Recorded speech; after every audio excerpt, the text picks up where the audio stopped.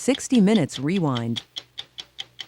During his time, Anthony Casso was the country's most feared gangster. As we first reported back in September, he was once the boss of New York's Lucchese crime family. He ruled by extorting, intimidating, or murdering not only his mob rivals, but legitimate businessmen, law enforcement officials, and anyone else who got in his way. After Casso was arrested in 1993, he cut a deal with the government to testify against the mob in exchange for leniency. The deal fell apart, but not before Casso gave prosecutors a detailed history of how he took control of some of this country's leading industries and how he personally participated in the murders of 36 people. That's right, 36 people. We met Casso at the Metropolitan Correctional Center in New York City just before he was shipped out to a maximum security prison to serve a life sentence. Not one, but 13 life sentences, plus 455 years. Despite a lifetime of violence and treachery, Casso says nothing beats being a mafia boss. It's better than being a Hollywood star. No matter where you go with your family, they don't know what to do for you, the people. I mean, don't get me wrong, they know you're a gangster, they know what you are. They go all out for you. Like go to restaurants, you don't wait online. They'll get you a table right away. You'll get the best of foods, the best of wines. So why did these people treat you that way? Because they knew I was with organized crime. They knew I was a mafia member. And as a mafia member, Casso was an unusually menacing figure with a reputation for being hot-tempered and sadistic. Take the case of Jimmy Heidel, a rival mobster who was tapped to kill Casso. Heidel botched the job, only wounding him, and then Casso hunted Heidel down. I took him to a place that I had prearranged, somebody's house that I could use. I brought him in there, sat him down. I wanted to know why I was shot, and who told you, and who else was involved, and who told you, who gave you the orders to shoot me. After you were finished with it, you killed it. Right. Was it just one shot to the head? No, I didn't shoot him in the head. I didn't shoot him. I was in somebody's house. You make a mess. I shot him a couple of times. I didn't torture the kid. I didn't do anything like that. I shot him a couple of times. The kid died. Well, what's a couple? More than a couple. It's a couple. Really, I don't know the exact amount. Maybe I shot him 10 times, 12 times. Maybe 15 even. It could have been 15. Why? That's the hatred I had for him. I wanted to beat him with the gun after it was empty. He just tried to kill me. He doesn't deserve anything. That's the law anyway. That was your law? There's the law of the mafia. Casso learned the law of the mafia as a young boy. He was groomed by his late father, Michael, a mob enforcer in the 1930s and 40s. Since I was 8, 9 years old, I grew up in this atmosphere, and they used to always, they wanted to dress me like a little gangster, put a suit on me, a hat, go against the wall, take a picture, put one hand in your pocket, things like that, As a teenager, Casso worked as a longshoreman on the docks in Brooklyn, the right place to be, he says, if you were a thief. If I needed a few dollars extra that day, I would just take something, put it on a truck, sell it to the truck driver, and that would be it. So if you were unloading the ship, isn't there somebody there watching what you're doing? Yeah, but they were all doing the same thing I'm doing. Doing the same thing. Did it ever occur to you to try to earn a legitimate living, to have a 9-to-5 job? I did have a 9-to-5 job, and I was still a thief. And I was a good thief. With exceptional talents as a hitman and a moneymaker, Casso quickly rose to the top of the Lucchese family.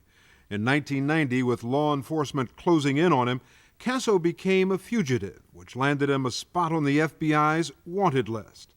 After a nationwide manhunt, Casso was finally captured in 1993. He's really, really within a world of criminals that are bad people, that are killers, who are just treacherous, deceitful people. He stands out. Valerie Caproni was the assistant U.S. attorney in charge of Casso's case. She says Casso knows no limits. He was involved in a conspiracy to murder a federal judge. He was involved in a conspiracy to murder a federal prosecutor. He murdered and authorized the murder of witnesses. I mean, these sorts of crimes are beyond the pale. Casso ended up pleading guilty to more than 100 crimes, and in hopes of getting out of jail one day, he, like several other high-ranking mobsters before him, turned on his mafia family and became a government informant.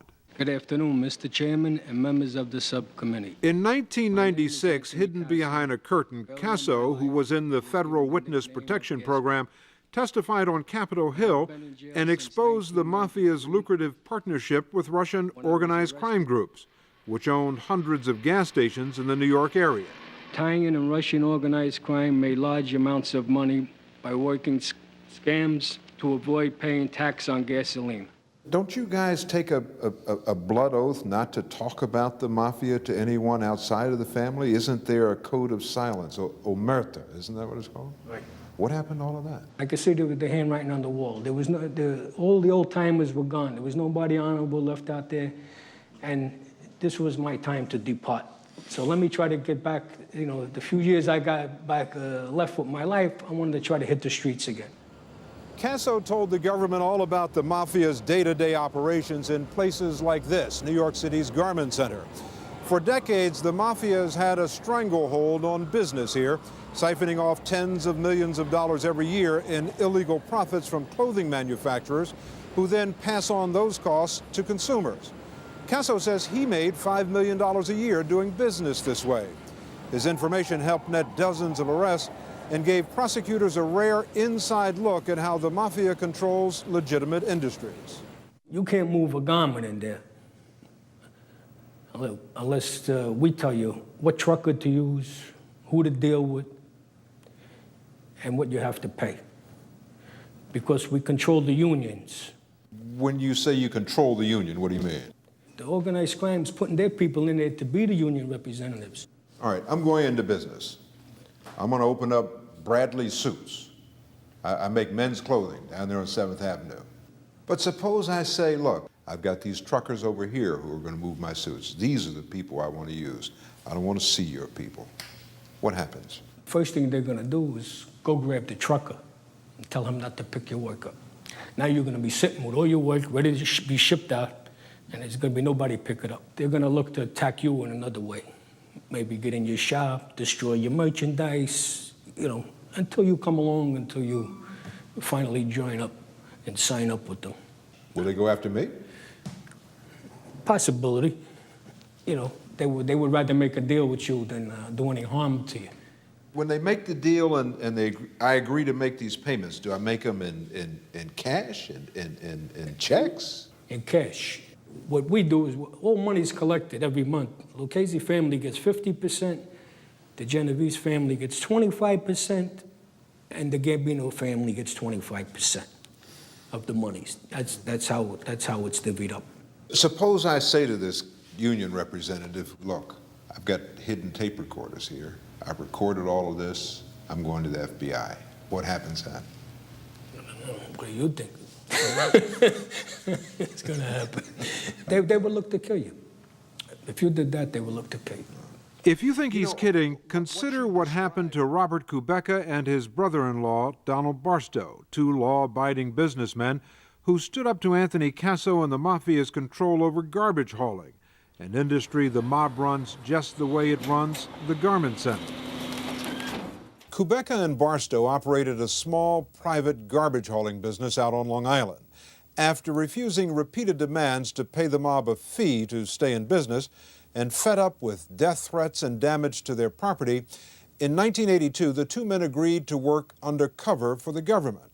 That was more than Anthony Casso and the mafia were going to put up with.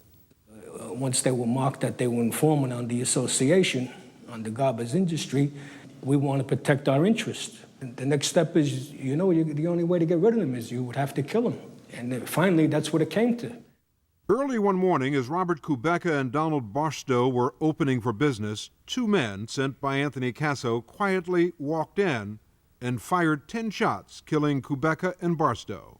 They were legitimate businessmen, family men. They were trying to run a business, fair and above board. They had wives, children. They were ordered killed. Do you have any regrets about that? I don't have any regrets about. I never knew them. I don't know their wife and children. But it's just like business with us. I don't have any feelings about it one way or the other. That's what had to be done. The story will continue after this. Despite his involvement in 36 murders, Anthony Casso's cooperation agreement with the government had all but guaranteed that one day he would get to walk out of prison, but not anymore. Prosecutors recently ripped up their agreement with Casso, saying he repeatedly committed crimes in prison after becoming an informant, that he bribed guards to have goods smuggled in, that he assaulted another inmate, and that he made false accusations against other mob witnesses. In all likelihood, Casso will now spend the rest of his life behind bars. If you want to be a gangster, be a gangster. If you want to be a government witness, come and be a government witness. You can't straddle the line, because we are going to pull the plug on the cooperation agreement if we catch you doing that. And with Casso, that's exactly what happened. It was his decision not to come on board 100%, not ours. Casso says he was double-crossed, that the government used him for his information and then broke its agreement over what he insists were minor infractions. Casso now says he regrets his decision to become an informant, a decision he says he made over the strong objections of his immediate family, which feared the mob would retaliate against them. I got an older brother. He was over there crying like a baby, and how could you do it? And what about us? Look what you're doing to us. You're ruining our lives, you know. And then my daughter got on the phone.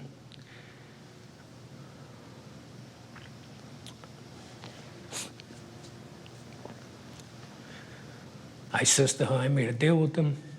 I gave them my word. I'm going to keep my word. And for the government, I went against my daughter's wishes. And now you think the government hung you out to dry? Without a doubt. Without a doubt. You get emotional about your family. Yes. It's understandable. You love them very much, you miss them. Very much. What about all the people who've been hurt in the course of your years in this mafia business? You pled guilty to more than 100 crimes, participating in some level in 36 murders. Right. What about the families of those people? Look, I didn't know them, so I really, personal feelings. I gotta be honest. I didn't know them. You don't have any trouble sleeping at night? You don't have a bad conscience about all of this? Over the victims' families? No, I don't. And if somebody says bribery, extortion, participation in murder, actually killing somebody, he deserves to be in prison. He doesn't deserve a deal. What do you say? I say they're right, 100%. If I had to go to jail for my crimes, I should never come out of jail. I don't deserve any sympathy from anybody or anything. But I deserve the deal I made. They should honor the deal I made. Citing the government's decision to tear up his cooperation agreement, Anthony Casso is appealing his multiple life sentences. For now, he sits in solitary confinement 23 hours a day.